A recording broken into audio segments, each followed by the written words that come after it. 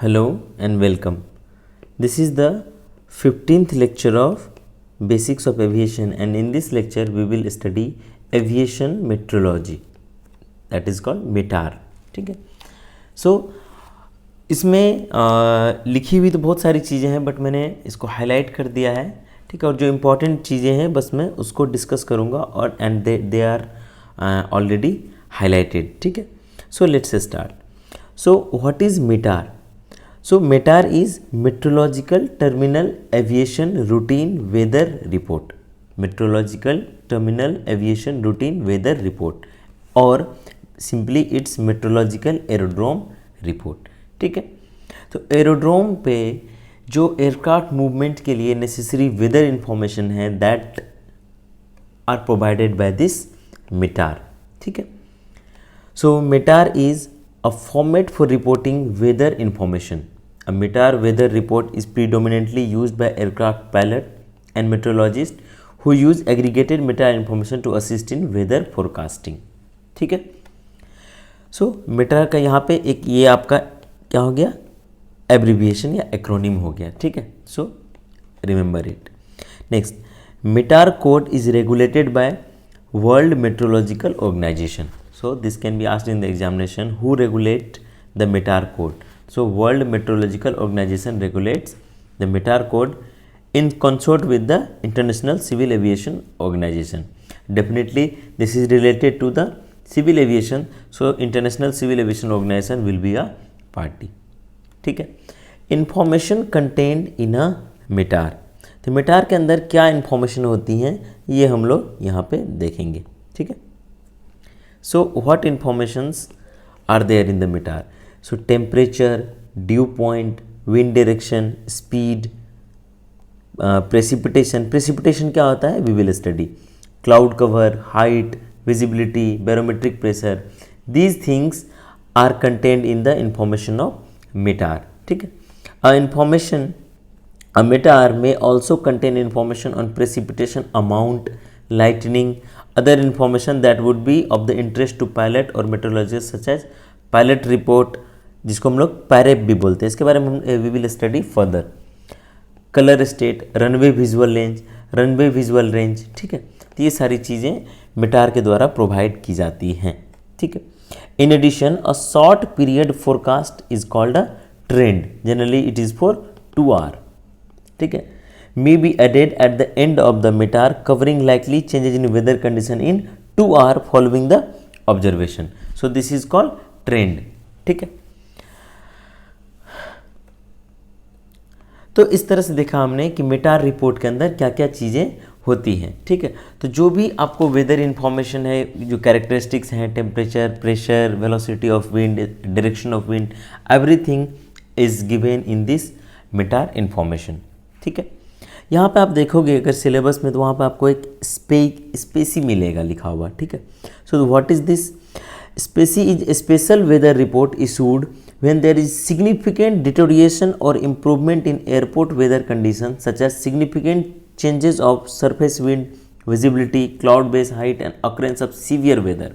ठीक है. जैसे कहीं पे साइक्लोन वगैरह आती है तो वहाँ पे सीवियर वेदर हो जाता है, तो in that case this special weather report is issue, that is called SPECI. ठीक है. Now what is WOLMET? The WOLMET or Meteorological Information for Aircraft in Flight is a worldwide network of radio stations that broadcast TAF SIGMET METAR report on short wave frequency or in some countries very high frequency too. तो इतना ज़्यादा जानने की ज़रूरत नहीं है. WOLMET क्या है? Basically world wide network of radio station that broadcast the METAR report. ठीक है. So we won't go under that much deep analysis. ठीक है. That broadcast METAR report. यहाँ पे जान लीजिए आप, शॉर्ट वेव फ्रीक्वेंसी भी होती है, एंड VHF क्या होता है? Very high frequency.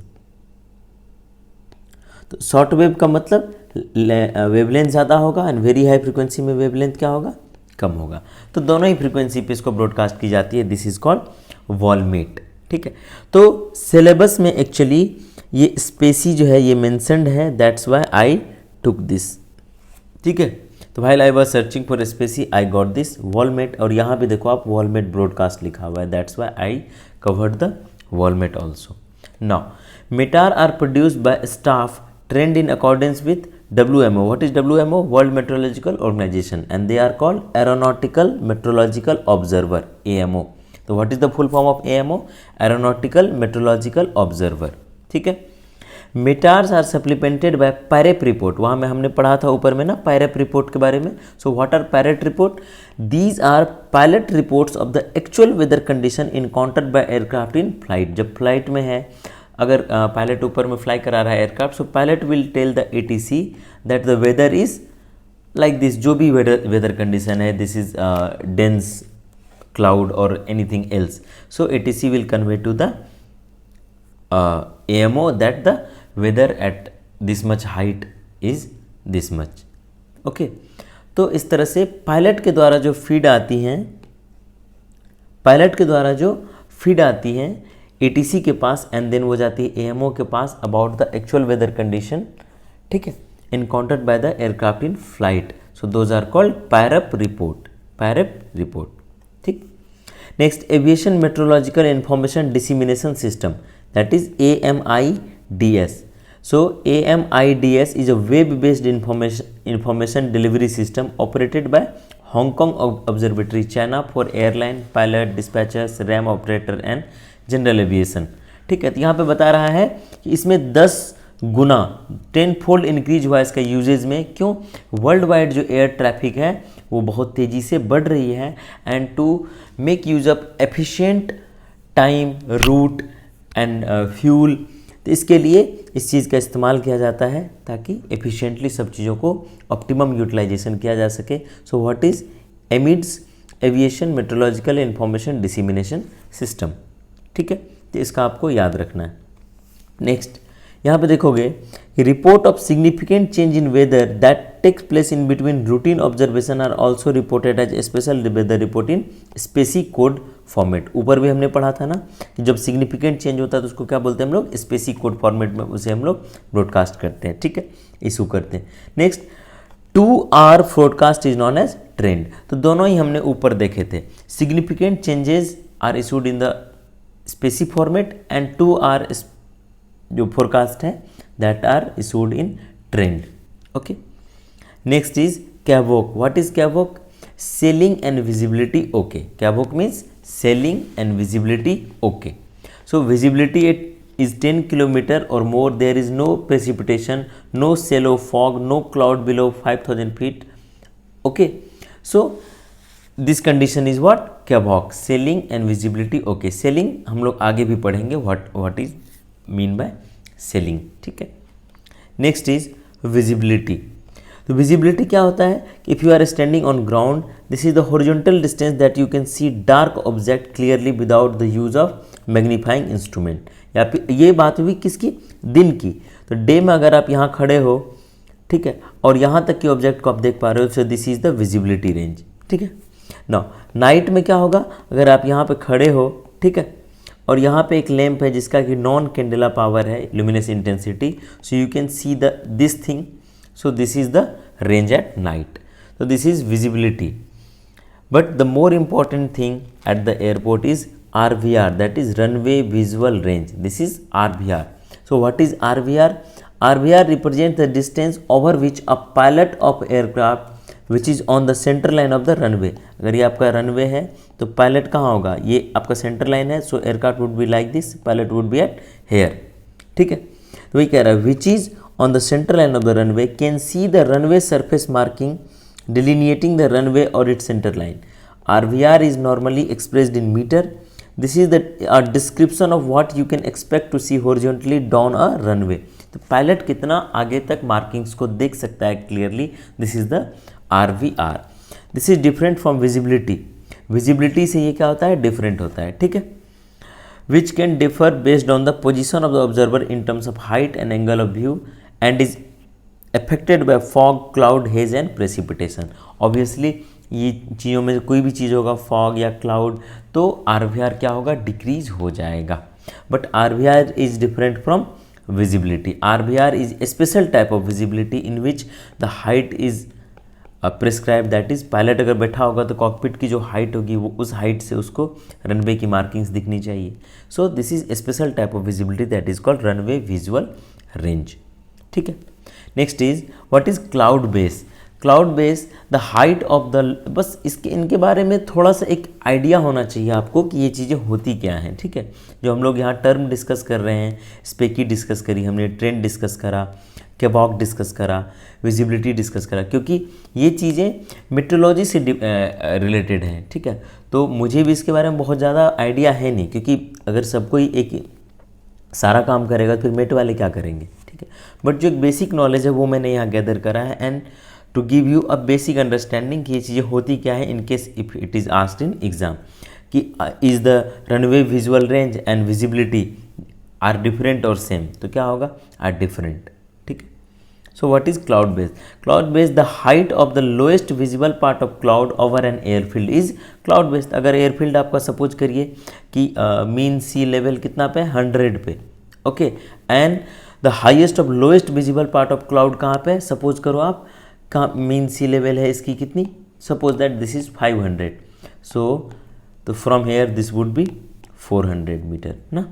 तो highest the height of the lowest visible part of cloud over an airfield, so the 400 meter would be what, the cloud base. ठीक है. तो इस तरह से क्लाउड बेस निकाला जा सकता है. ठीक है ना. अगर आपको यहाँ पे ये मीन सी लेवल कितना है, 100 मीटर सपोज, एंड यहाँ पे ये कितना है, 500 मीटर मीन सी लेवल पे ये क्या है, क्लाउड है. So this would be the cloud base, that is 400 metre. Next is ceiling. So what is ceiling. According to ICAO legal definition, ceiling is the height above the ground or water of the base of lowest layer of cloud below 20,000 feet covering more than half the sky. ठीक है. ये थोड़ा सा complicated है, बस इतना समझ लीजिए कि this is related to cloud. This is related to cloud cover. ठीक है. Next is pressure altitude. Now what is pressure altitude? It is the altitude of an aerodrome or place where you are at adjusted for local pressure. Local pressure के according जो altitude adjust किया गया है, that is the pressure altitude. Next is density altitude. This is corrected, the altitude corrected for non-standard temperature. ठीक है. Temperature change होने से density change होती है, और डेंसिटी के हिसाब से अल्टीट्यूड भी अलग अलग शो करेगा. ठीक है. सो density altitude is pressure altitude. So pressure altitude was what? It was the altitude of aerodrome or place where you are at adjusted for local pressure. And what is density altitude? Density altitude is the pressure altitude corrected for non-standard temperature according to ISA, that is International Standard Atmosphere. ठीक है. So the both show the altitude as per the pressure. ठीक है. Next is wind shear. Wind shear is a sudden change in the wind speed or direction or even both for a short time. ठीक है. These changes can occur horizontally, for example across a runway.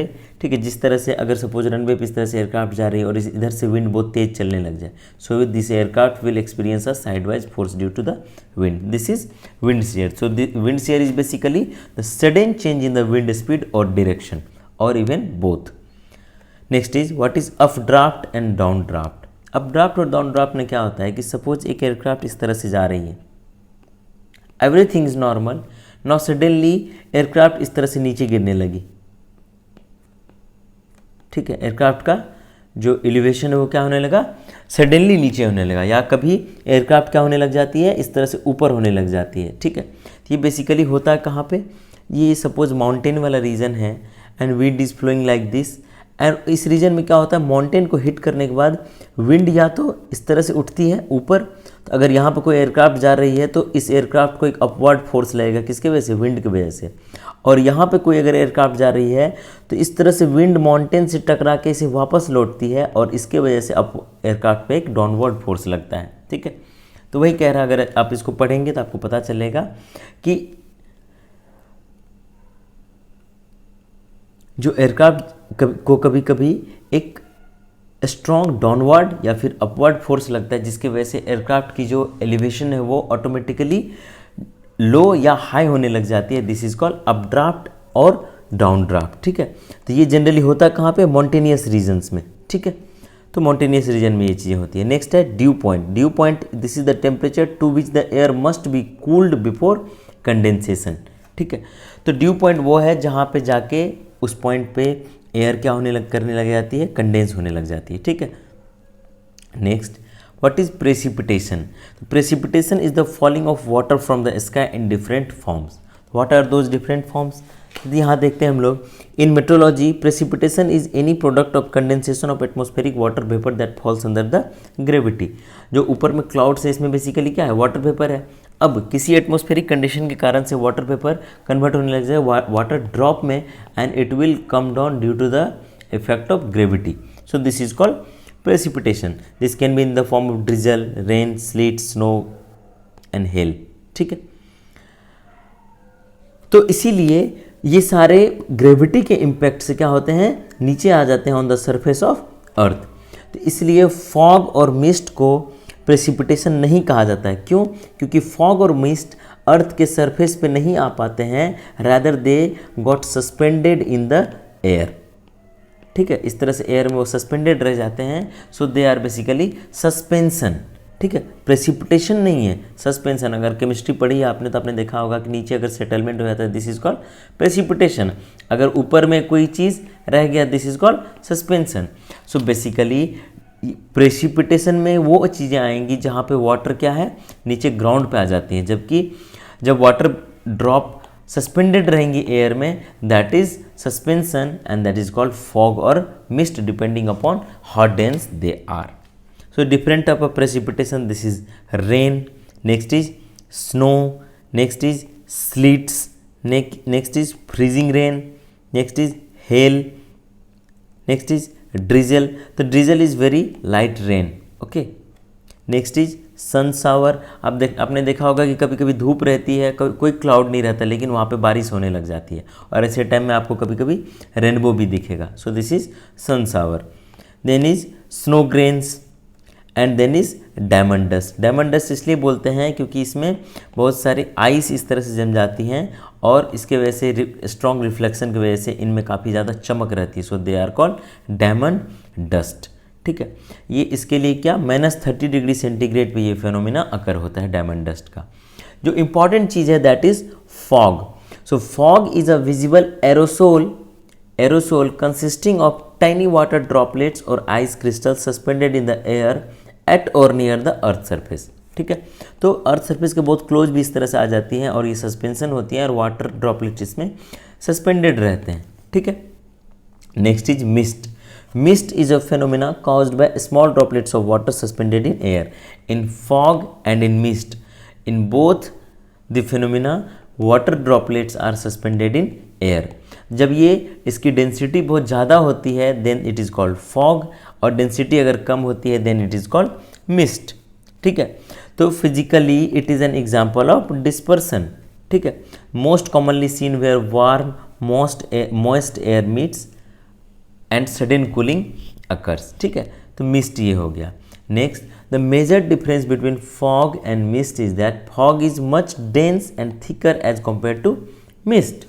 ठीक है, दोनों ही किसके द्वारा create किए जाते हैं, वाटर ड्रॉपलेट के द्वारा, because they both water droplet are suspended in the air in both the cases that is fog and mist. ठीक है, thus fog and mist are not precipitation but colloids because the water vapour doesn't condense sufficiently to precipitate, ground पे नहीं आ पाती है। अगर हम लोग बात करें कि कौन सा फॉग या फिर mist, which of the two will cause the more visibility loss, क्योंकि जो हमारा यहाँ पे कंसर्न वो है कि एयरक्राफ्ट जब हमारी लैंड करेगी या टेक ऑफ करेगी तो एयरक्राफ्ट को सामने दिखना चाहिए, जो पायलट है उसको आगे दिखना चाहिए। तो विजिबिलिटी में कौन ज़्यादा लॉस कराएगा, fog will do more loss in visibility as compare to mist, क्योंकि फॉग क्या होता है, ज़्यादा डेंस होता है। तो अगर कहीं पे फॉग है तो पायलट को कम दूरी तक दिखेगा, जबकि अगर मिस्ट है तो पायलट कैन से see up to more distance. ठीक है, next is difference between fog and mist, यहाँ पे टेबुलेट किया हुआ है। डिफिनेशन, डेंसिटी, डेंसिटी फॉग का क्या होगा, ज़्यादा होगा। ड्यूरेबिलिटी, चूँकि इसकी डेंसिटी कम होती है तो अगर तेज़ हवा शुरू हो जाएगी या धूप आ जाएगा तो मिस्ट क्या होता है, मिस्ट जल्दी से डिसअपियर हो जाता है, जबकि फॉग को डिसअपियर होने में टाइम लगता है। Next is visibility, it is visible for less than 1 kilometre, it is visible between 1 to 2 kilometre. यहाँ पे बताया ना आपको कि अगर फॉग रहेगा तो आपको कम दूरी तक दिखाई पड़ेगा, जबकि अगर मिस्ट है तो you can see up to large distances. ठीक है, तो इसमें क्या होता है, विजिबिलिटी 1 किलोमीटर के अंदर आ जाता है। ठीक है, जबकि इसमें विजिबिलिटी 1 से ज़्यादा होती है। तो इसी बेसिस पे डिसाइड किया जाता है कि वेदर, क्योंकि दोनों में ही वाटर ड्रॉपलेट ही रहेंगे, तो on the basis of visibility it is decided whether this is fog और मिस्ट। ठीक है, next, what are the difference between mist, fog and haze? The another term is haze. तो फॉग क्या होता है कि जब आप 1000 मीटर से कम देख पाते हैं then it is called fog, and if visibility is more than 1000 meter then it is called mist. ठीक है, तो मिस्ट में क्या हो जाएगा, when there is such obscurity and associated visibility equal to और exceed 1000 meter then it is called mist. Mist क्या होता है, quicker to dissipate, rapidly disappear with even slight wind. ठीक है, what is haze? The third term you might also here mention is hedge. Haze is slightly different phenomena which is a suspension of extremely small dry particles in air, not water droplet. तो water droplet अगर होगा तो then that is fog और mist. अगर water droplet नहीं है, particles in air suspended है, तो दिस इज हेज। तो particles are invisible to the naked eye but significant to give air an opalescent appearance. Basically इसमें भी विजिबिलिटी क्या होती है, घट जाती है।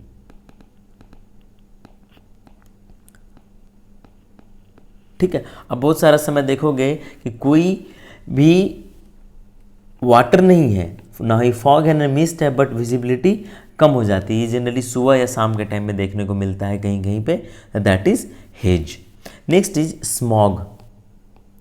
Smog is made up of smoke and fog. तो इसमें क्या होगा, स्मोक होगा एंड देन फॉग, दोनों ही चीज़ें होंगी। स्मॉग का कॉन्सेप्ट कब आया था, जब लंदन स्मॉग हुआ था। आप लोग इसके बारे में जानते होंगे। लंदन स्मॉग में क्या हुआ था, a hazy mixture of smog and sulphur dioxide produced by burning of large amount of coal in the London, और इसकी वजह से काफ़ी लोग भी मरे थे। So basically this is hazardous for the atmosphere, for visibility and for health also. तो smog is a type of air pollution cause by tiny particles in the air. The word comes from a mixture of word smoke and fog. ठीक है, जो smog की बात होती है आजकल, ये होता है क्या, फोटोकेमिकल स्मॉग। इसमें क्या होता है, hedge created when sunlight react with nitrogen oxide and volatile organic matter compound that can be found in fossil fuel emission, that is from automobile factory, power plant, इस तरह से। ठीक है, तो ये रही बात जो प्रेसिपिटेशन में वो सारी चीज़ें हमने देखी। नेक्स्ट हमने देखा fog, mist, hedge and smog, ये सारी चीज़ें हमने देखी। इसके बाद हम लोग देखेंगे role of meteorological instrument for air navigation. ठीक है, तो बहुत सारी मेट्रोलॉजिकल इंस्ट्रूमेंट का इस्तेमाल होता है, तो उसको उस चीज़ से हम लोग करते क्या हैं, उस चीज़ से हम लोग विंड की स्पीड और डायरेक्शन निकालते हैं, टेम्परेचर फाइंड आउट करते हैं, प्रेशर निकालते हैं, visibility and cloud based height. These parameters are calculated by using certain instruments in meteorology at the airport. ठीक है, तो wind, temperature, pressure, visibility, cloud based height. This is wind direction indicator, this is potentiometric wind vane। ठीक है, तो इसमें ज़्यादा कुछ नहीं, आपको बस इतना याद रखना है कि potentiometric wind vane is used for finding the wind direction, that's it। ठीक है, ये क्या हमारा potentiometric wind vane है, and this is used for calculating for knowing the wind direction, that's it। Next is optical anemometer. तो optical anemometer क्या देता है, optical anemometer gives digital as well as analog output with respect to the wind speed in knots. ठीक है, next is hygroclip. The hygroclip is a combined sensor for both temperature and relative humidity, so this is hygroclip. Next is current weather instrument system, CWIS। तो ये आपका एक acronym हो गया, so remember it, CWIS, this is current weather instrument system. ये कुछ ऐसा दिखता है, और अगर आप सही से ध्यान से देखोगे तो ये देखो, ये वाला चीज़ जो है ये क्या है आपका, ये ग्लाइड पाथ है। ठीक है, यहाँ पे ये क्या है, ग्लाइड पाथ है। देखो ग्लाइड पाथ के बगल में इसको डाला गया है, क्यों, ताकि रनवे, ये यहाँ पे देखो ये वाली चीज़ क्या है, ये आपका रनवे है। ठीक है, तो यहाँ पे रनवे के आसपास, ठीक है, रनवे के आसपास क्या कंडीशन है वेदर की उसको जानने के लिए लगाया जाता है CWIS रनवे के पास में। ये करता क्या है, continuous monitoring of wind direction, wind speed, temperature and dew point. यहाँ देखो चारों चीज़ें निकालता है ये। Continuous monitoring of wind speed, I am highlighting this, ठीक है। तो इसमें wind speed, wind direction, temperature and dew point चारों ही चीज़ें निकाली जा सकती है किससे, करेंट वेदर इंस्ट्रूमेंट सिस्टम से, CWIS। Next is DIWE, distance indicating wind equipment, distance indicating wind equipment. ये भी वही काम करता है जो CWIS करता था, लेकिन इसमें क्या है कि no monitoring of temperature and dew point, ठीक है। This is similar to CWIS but there is no monitoring for temperature and dew point, ठीक है। Next is RVR measuring technique. RVR क्या होता है, runway visibility range, runway visibility range. इसको instrument से भी मेजर कर सकते हैं या फिर ह्यूमन ऑब्जर्वर टेक्निक। कैसे, ये रनवे पे आप सेट इतना हाइट पे आप चले जाओगे और आप देखोगे आपको मार्किंग दिख रही है कि नहीं, ठीक है। अगर आपको सपोज दैट 50-100 मीटर तक मार्किंग दिख रही है, इसके आगे नहीं दिख रही है, तो RVR क्या हो जाएगा, 500 मीटर।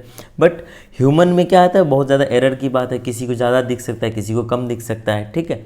तो ये डिपेंड करता है। But next is instrument technique. Instrument technique में जो इस्तेमाल होता है दैट इज ट्रांसमिजोमीटर। इसका मैं नीचे आपको डायग्राम दिखा दूंगा। So what instrument is use to measure the RVR, that is transmissometer, या फिर transmissometer is use to measure what, then this is RVR। So this type of question can be asked. यहाँ पे आप देख सकते हो characteristics of weather phenomena reducing the visibility. यहाँ पे देखो आप, sand storm, dust storm, smoke, haze, mist, fog, drizzle, rain, snow, blowing snow. इस तरह से ये सारी चीज़ें विजिबिलिटी को घटा सकती हैं किसी एयरपोर्ट पे, ठीक है। Next is meteorological optical range. इसको क्या बोलते हैं हम लोग, MOR। So what is meteorological optical range? It is defined as the length of a path in the atmosphere required to reduce the luminous flux in a collimated beam from an incandescent lamp at a color temperature of 1700 Kelvin to 5% of this original value। Basically ये क्या है बताता हूँ आपको। Suppose that यहाँ पे एक आपको incandescent lamp लगा हुआ है, so this is glowing and you are here।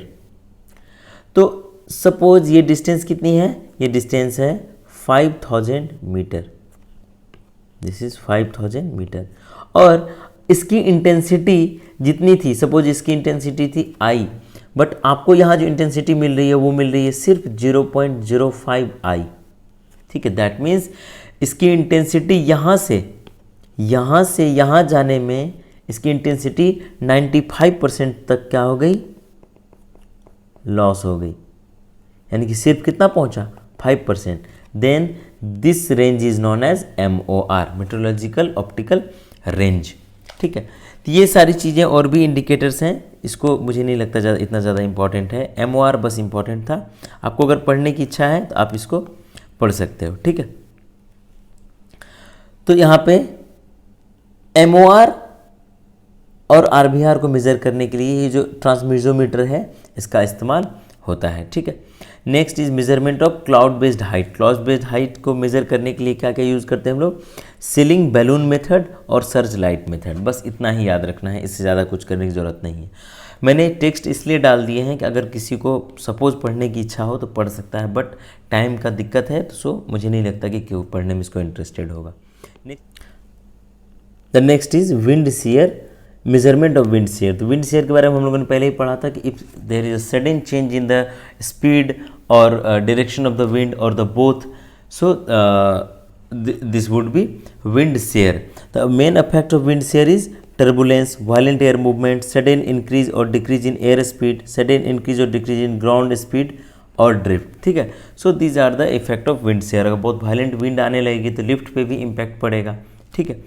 So these are the effect. Now instrument for the measurement of wind shear.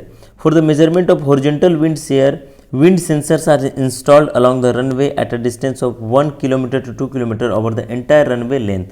अगर ये runway length है तो यहाँ पर अगर है तो फिर 1 किलोमीटर के बाद फिर यहाँ पे इस तरह से। तो वही कह रहा है कि that is for runway length of 3 to 4 kilometer 5 wind sensors are installed. ये अगर आपका रनवे है तो 1 to 2 किलोमीटर पे विंड शेयर इस तरह से लगाया जाता है। So to measure the wind shear, okay. तो इस तरह से हमने जो बेसिक्स थी इसमें वो हमने डिस्कस कर लिया, और मुझे नहीं लगता कि अगर इस टॉपिक से क्वेश्चन पूछा जाएगा तो इससे बाहर कभी भी पूछा जाएगा। इसमें जो भी चीज़ें थी वो सारी मैंने बता दी, ठीक है। तो मीटर के बारे में ज़्यादा हमें भी नहीं उतना ज़्यादा पढ़ाया गया था, ठीक है, बट जितनी भी नॉलेज थी हमारे पास वो मैंने आप लोगों से इसमें शेयर कर दिया है। इसमें सारी चीज़ें लिखी हुई भी हैं, तो अगर आपको डाउट हो तो आप पढ़ के भी वहाँ से क्लियर हो सकते हो। और उसके अलावा भी अगर आपको कुछ डाउट हो तो आप डायरेक्टली उस टर्म को गूगल कर लोगे तो वहाँ पर आपको छोटा सा एक आइडिया मिल जाएगा। So this was all for this topic, and थोड़ी बहुत चीज़ें और बची हैं और बहुत ईजी चीज़ें बची हुई हैं, we will do in the next lectures, okay. So thank you and stay connected.